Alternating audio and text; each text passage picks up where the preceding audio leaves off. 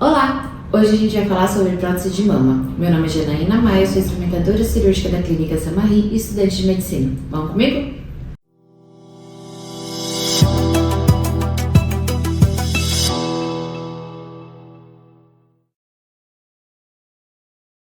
Vamos iniciar o vídeo falando sobre o perfil da prótese de mama. Existem vários perfis.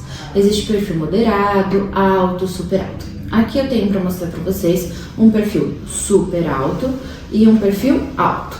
Vocês conseguem observar que a super alta, ela tem um diâmetro menor e uma projeção maior. Essa prótese é de 400 ml e essa prótese também é de 400 ml.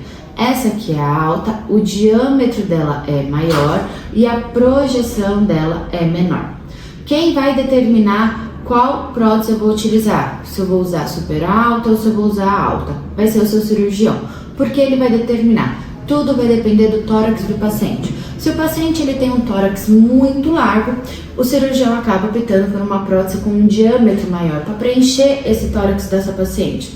Se a paciente já tem um tórax mais estreitinho, ele acaba optando por uma prótese super alta com um diâmetro menor para encaixar essa prótese bem legalzinha no tórax da paciente. Fora os perfis, né, alto e super alto, a gente vai falar também sobre a textura das próteses. Essa prótese aqui é uma textura chamada microtexturizada, tá? E tem a lisa também, é bem parecida uma da outra. Esse modelo a gente usa normalmente quando o paciente vai colocar uma prótese submuscular. Vou colocar aqui uma imagem de como é a prótese submuscular e como é a prótese subglandular, tá bom? Que aí vocês conseguem visualizar a posição do músculo e a posição que a prótese vai ficar. A lisa ou a microtexturizada normalmente a gente usa então na situação de prótese por debaixo do músculo. E aqui é uma prótese texturizada. Você consegue observar que ela tem um pouco de textura, ela é mais aveludadinha. Ela pode ser usada tanto por debaixo do músculo como por cima do músculo. E aqui a gente tem uma prótese de poliuretano. Se a gente observar em questão da textura de uma para outra, a de poliuretano ela acaba até sendo um pouco mais branca e mais aveludada do que a texturizada. A prótese de poliuretano, normalmente nós utilizamos para os pacientes que têm aquela pele bem flácida, e ela tem que ser colocada sempre por cima do músculo, não dá para colocar por debaixo do músculo. Quando a gente coloca por debaixo do músculo, ela adere muito ao músculo e acaba machucando o músculo da paciente. Então ela tem que colocar por cima do músculo, embaixo da glândula, tá? E da gordura. E ela segurando um pouco mais a prótese no lugar que o médico deseja.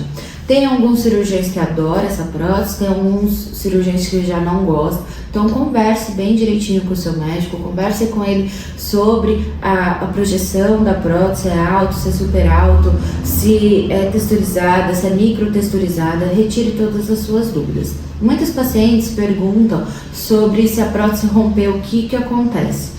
Aqui no Brasil nós trabalhamos com gel, né, coesivo, então se a prótese romper, essa daqui eu rompi para vocês visualizarem, e eu apertar, o gel sai, tá vendo? Só que ele não vai para o seu organismo, se eu solto, o gel volta para a prótese. A troca da prótese, logo que você descobre que tem a ruptura, a gente já indica realizar a troca do implante.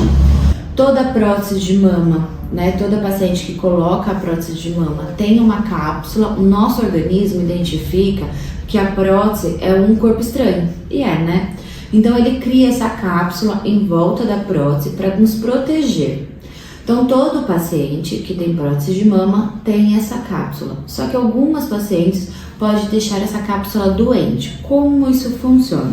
É a famosa contratura capsular, que o nosso organismo não identifica que já tá bom de cápsula. Então ele cria cápsula em cima de cápsula. E aí existem alguns estágios. Estágio número 1 é que toda paciente tem, que é a cápsula saudável. Estágio número 2, o paciente começa a ter um endurecimento na mama. Ele começa a sentir que a mama está um pouquinho mais dura. O estágio 3 é o endurecimento com dor. E o estágio 4 é o endurecimento com dor e deformidade. Essa cápsula começa a apertar tanto que a prótese começa a ficar deformada. A contratura capsular, normalmente a gente precisa trocar essa prótese, né? Troca a prótese, retira a cápsula. Tem alguns médicos que querem mudar o plano que a prótese está. Então, se a prótese está subglandular, ele prefere colocar submuscular. Se está submuscular, prefere colocar subglandular, para diminuir a probabilidade do paciente ter essa contratura novamente. Não existe nenhum exame, não existe nada que a gente possa descobrir se o paciente vai ter ou não essa contratura. Essa contratura também não tem um tempo.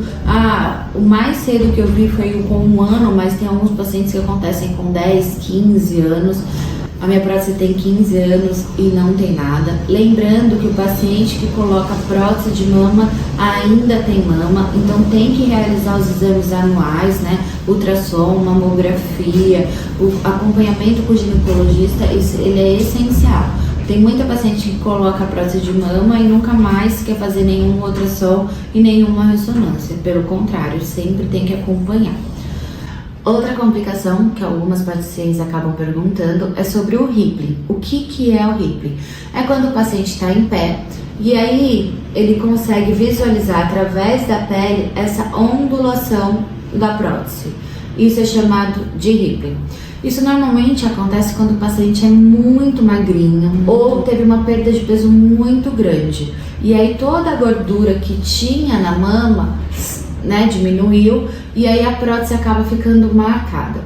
O tratamento, né, do Rippling, existe 2 tipos de tratamento que pode ser realizado. O primeiro é um enxerto de gordura, que a gente pode fazer uma lipo em alguma parte do corpo, pega essa gordura, trata a gordura e coloca na mama.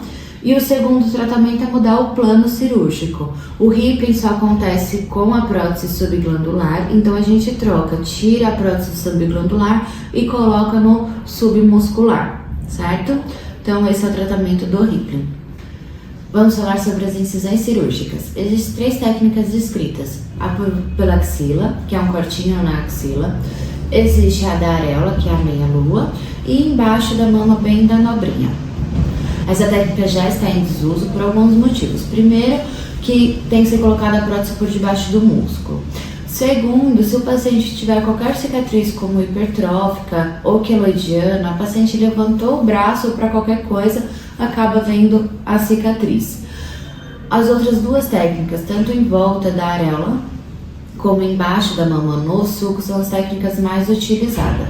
A que eu gosto mais e a que nós aqui da clínica utilizamos mais é a por debaixo da mama. Por que nós gostamos mais? Porque é a que fica mais escondidinho.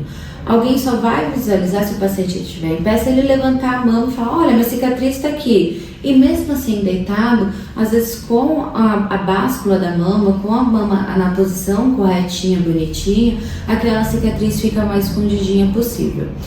Existem vários tratamentos, né, pra gente tratar essa cicatriz, para ela deixar bem fininha, como pomadas, fitas de silicone. Se o paciente tiver hipertrofia ou queloide, tem beta-terapia, tem corticoide. Cada paciente tem uma indicação e quem vai acompanhar essa indicação de qual o processo que você vai utilizar no seu pós-operatório é o seu cirurgião. Vamos falar sobre o pós-operatório da prótese de mama.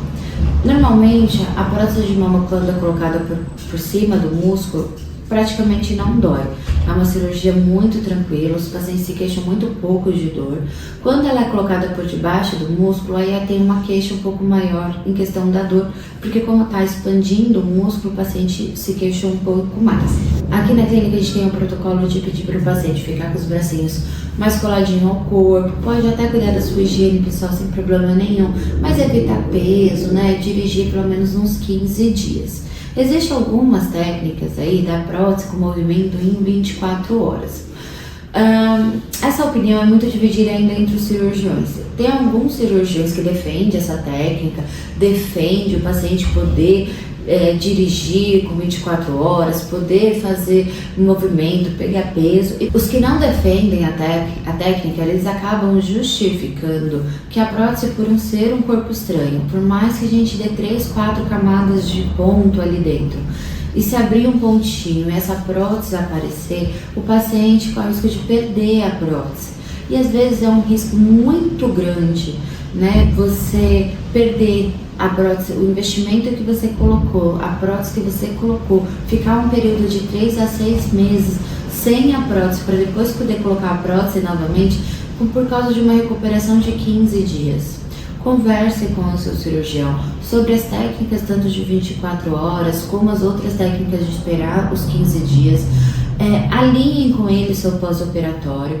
Na minha opinião, acho que vale muito a pena seguir aí um protocolo de mais ou menos uns 15 a 20 dias, sem grandes esforços, para a gente não correr risco nenhum de perder o implante mamário, né, ou algumas outras complicações que podem acontecer. Então converse com o cirurgião, ele vai definir com você a melhor estratégia para a sua cirurgia. Espero que você tenha gostado. Se tiver alguma dúvida, pode deixar no comentário que a gente responde depois. Os nossos endereços e telefones estão na descrição do vídeo. Um beijo e até a próxima!